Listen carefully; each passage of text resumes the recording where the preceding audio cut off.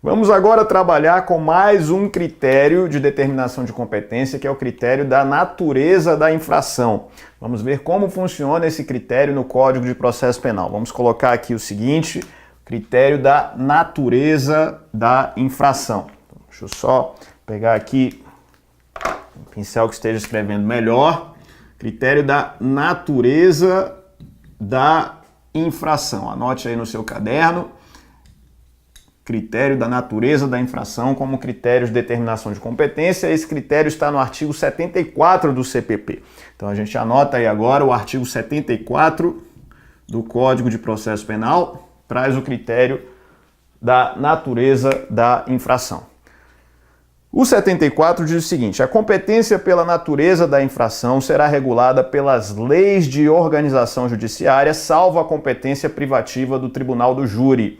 Veja, temos na natureza da infração um critério que é regulado pelas leis de organização judiciária de cada estado, salvo a competência privativa do tribunal do júri, que é regulada pela Constituição Federal. A Constituição, quanto à natureza da infração, também tem regras de determinação de competência, como, por exemplo, o tribunal do júri, estabelecendo, por exemplo, para o tribunal do júri, o julgamento dos crimes dolosos contra a vida. Então, essa competência pela natureza da infração, conforme a regra do artigo 74, ela terá as leis de organização judiciária,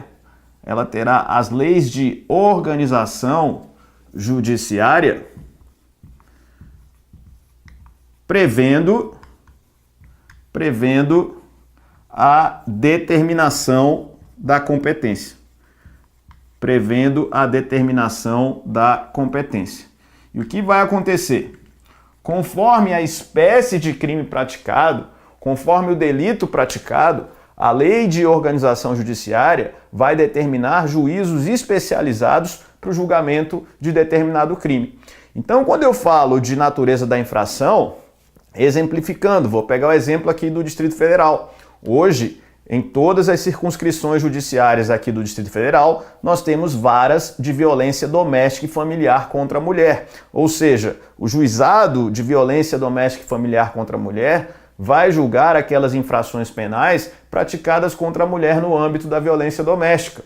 Então nós temos determinado tipo de crime que é julgado por um juízo especializado. E diga-se de passagem, a gente tem aqui essas varas como as varas criminais, varas de juízo criminal mais movimentadas do Distrito Federal. Então, se a gente pega uma vara de violência doméstica e compara com a vara criminal aqui no DF, o movimento, a demanda, a quantidade de processos na vara de violência doméstica é normalmente muito superior ao que tramita na vara criminal. Isso realmente é um número impressionante e lamentável para o nosso país. Veja então que a lei de organização judiciária ela prevê juízos especializados para julgar determinado fato. Um outro exemplo que a gente tem é das varas de entorpecentes. Aqui no Distrito Federal, por exemplo, nós temos 2 varas de entorpecentes na circunscrição de Brasília que julgam todos os crimes relacionados a entorpecentes que ocorrem no Distrito Federal. Todos os crimes de tráfico de drogas, por exemplo, vão para essas 2 varas de entorpecentes, são distribuídos para lá. Então temos a criação de juízos especializados. Quando falamos, portanto, de competência pela natureza da infração, temos que pensar na criação de juízos especializados para o julgamento de determinadas espécies de delitos. É isso que a gente vai anotar no nosso caderno. Então o critério da natureza da infração,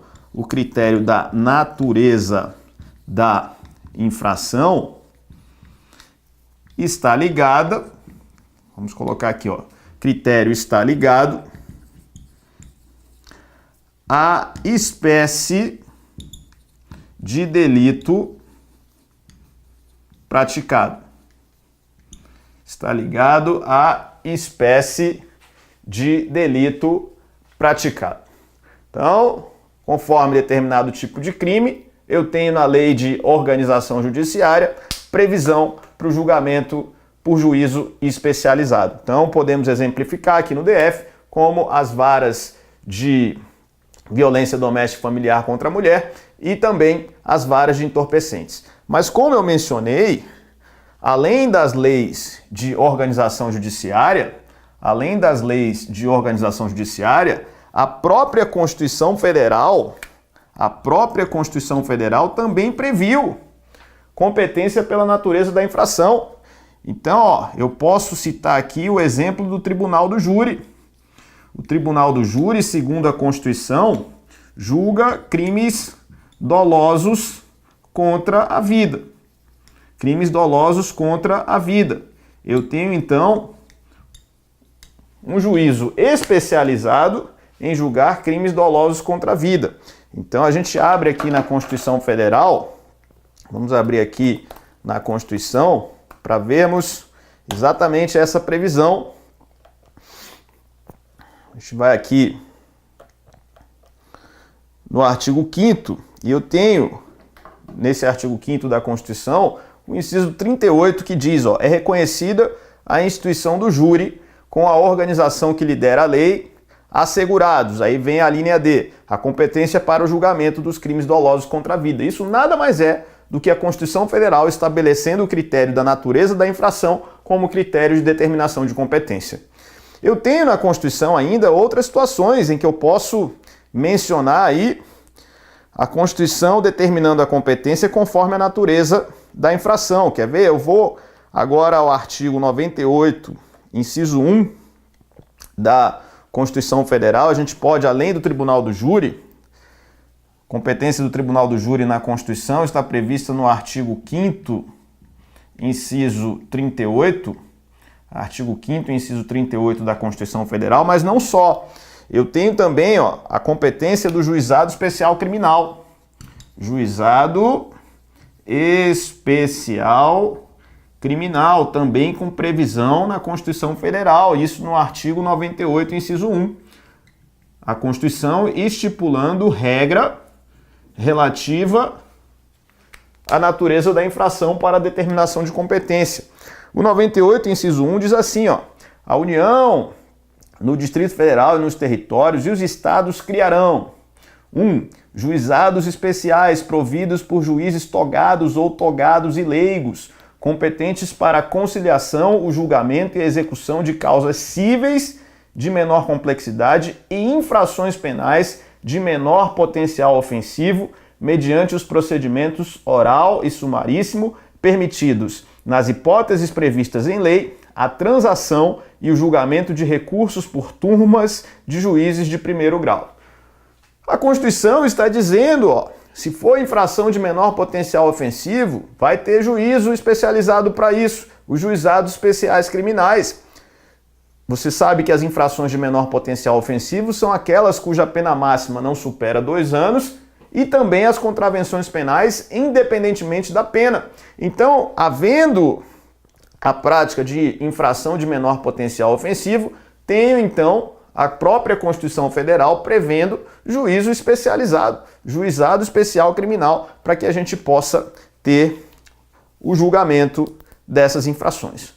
Veja, portanto, como a própria Constituição criou normas, a própria Constituição tem normas em que juízos especializados vão julgar determinados tipos de infração penal. Logo, não só a lei de organização judiciária de determinado estado terá essa previsão da natureza da infração, mas também a nossa Constituição Federal, em alguns casos, como o Tribunal do Júri ou o Juizado Especial Criminal, também prevê a natureza da infração como critério de determinação de competência. E aí, algumas questões de relevo já trabalhadas na jurisprudência sobre a natureza da infração que a gente precisa trabalhar aqui. A primeira delas diz respeito ao entendimento do STF sobre o Tribunal do Júri na seguinte situação. Imagine o seguinte, o que o STF decidiu sobre esse critério da natureza da infração. Imagine o seguinte, imagine que uma mulher, no âmbito da violência doméstica, foi vítima de um homicídio.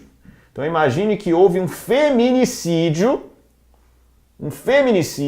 ou seja, a mulher, no âmbito da violência doméstica, foi vítima. Feminicídio, portanto. E aí, trata-se de um crime doloso contra a vida. Feminicídio, você sabe, é um crime doloso contra a vida. O que o STF teve que apreciar. Sendo um crime doloso contra a vida, a competência é do tribunal do júri, segundo a Constituição. Tudo bem, mas o STF teve que apreciar o seguinte. Imagine que a lei de organização judiciária faça a seguinte previsão. Se a mulher for vítima de um crime doloso contra a vida, na primeira fase do júri, o júri tem um procedimento bifásico até a decisão de pronúncia e depois até o plenário. Na primeira fase do júri, que é a fase do sumário de culpa, a lei de organização judiciária previu que o crime será processado na vara de violência doméstica. Perceba, a lei de organização judiciária previu que na primeira fase do júri, o crime será processado na vara de violência doméstica. Com a decisão de pronúncia, ou seja, o réu sendo submetido a júri popular, na segunda fase do júri, fase do sumário de acusação,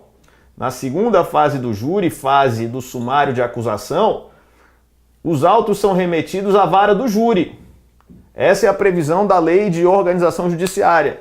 Primeira fase, vara de violência doméstica. Segunda fase, vara do júri. Será que isso é possível? Será que isso é constitucional? Será que isso viola o princípio do juiz natural? O STF entendeu que não é inconstitucional a norma na lei de organização judiciária prevendo a competência de acordo com esse exemplo aqui. Não há qualquer problema, não há violação ao juiz natural, se na primeira etapa a lei de organização judiciária fizer previsão para que o crime seja processado na vara de violência doméstica e após a decisão de pronúncia na vara do júri. Isso é possível segundo o entendimento do Supremo. Veja, pegando como exemplo o Distrito Federal, eu posso dizer para você o seguinte, aqui no DF, todo o procedimento vai ser no júri. E aí, ok, está de acordo com a Constituição. Esse feminicídio aqui, desde o início, vai começar na vara do júri e, obviamente, vai terminar na vara do júri com julgamento em plenário. Ok. A questão é, e se a lei de organização judiciária, na primeira fase do júri, determinar a competência na vara de violência doméstica e só na segunda fase fizer previsão de remessa à vara do júri? Isso é possível? Perfeitamente possível, segundo o STF, não há inconstitucionalidade. O importante é que na vara do júri tenhamos a instauração do processo após a decisão de pronúncia. No caso, o processo sendo remetido, não tem qualquer problema. Se após a decisão de pronúncia, vai para a vara do júri e lá o processo continua, sem qualquer problema, segundo o entendimento do STF. Uma outra questão sobre a natureza da infração, também julgada já pelos tribunais superiores, e tanto o STF quanto o STJ concordam com esse entendimento, é se a vara de infância e juventude, pode julgar crimes contra a dignidade sexual em que adolescente ou criança sejam vítimas. Veja, porque a gente sabe que a vara de infância e juventude julga atos infracionais praticados por crianças e adolescentes. Mas aí vem a lei de organização judiciária e diz que a vara de infância e juventude pode julgar crimes contra a dignidade sexual em que crianças e adolescentes sejam vítimas. Será que isso é possível? Isso é possível segundo a jurisprudência do STJ e do STF. Então perceba, havendo previsão na lei de organização judiciária de que a vara de infância e juventude vai julgar crimes contra a dignidade sexual em que crianças e adolescentes sejam vítimas, não há qualquer violação ao princípio do juiz natural. Isso é perfeitamente possível e está adequado à Constituição Federal.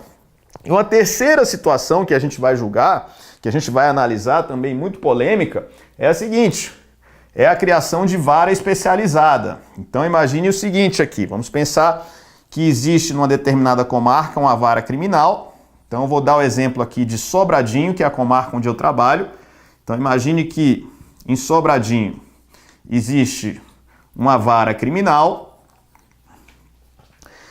e num determinado momento essa vara criminal fica lotada e essa vara criminal de Sobradinho julga qualquer matéria criminal. Imagine que há anos atrás tínhamos somente uma vara criminal na circunscrição de Sobradinho julgando tudo que era processo criminal. Mas aí começa a ficar muito cheia a vara criminal de Sobradinho e começa a haver a necessidade de criação de outros juízos, inclusive juízos especializados. E aí lá em Sobradinho resolvem criar a vara de violência doméstica. Resolvem criar a vara de violência doméstica. Então foi criada a vara de violência doméstica.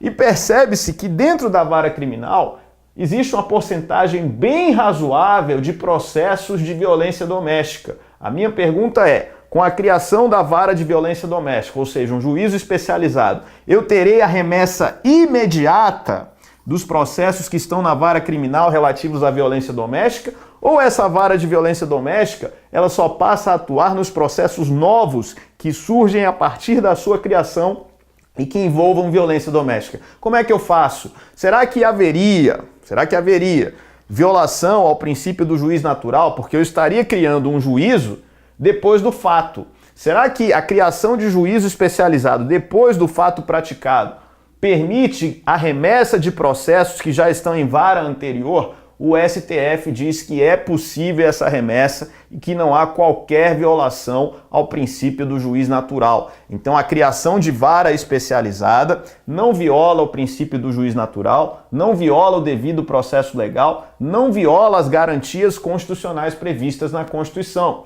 O STF diz que a criação de vara especializada não é criação de juízo ou tribunal de exceção. Juízo ou tribunal de exceção, como foi o Tribunal de Nuremberg após a Segunda Guerra Mundial, é aquele juízo que não tem imparcialidade, que é criado para poder condenar aquelas pessoas que vão ser lá julgadas. E o STF entende que a criação de vara especializada não é situação de juízo ou tribunal de exceção, não viola princípio do juiz natural. Isso aqui é uma situação apenas de organização judiciária, uma situação que é criada para se organizar a jurisdição, de maneira que, havendo juízo anterior, com a criação de juízo especializado, aqueles processos que tenham relação com a matéria do juízo especializado, segundo o STF, podem ser remetidos imediatamente para o juízo especializado. Então essa vara de violência doméstica já vai começar com vários processos, porque vai haver a remessa imediata daqueles processos que estão na vara criminal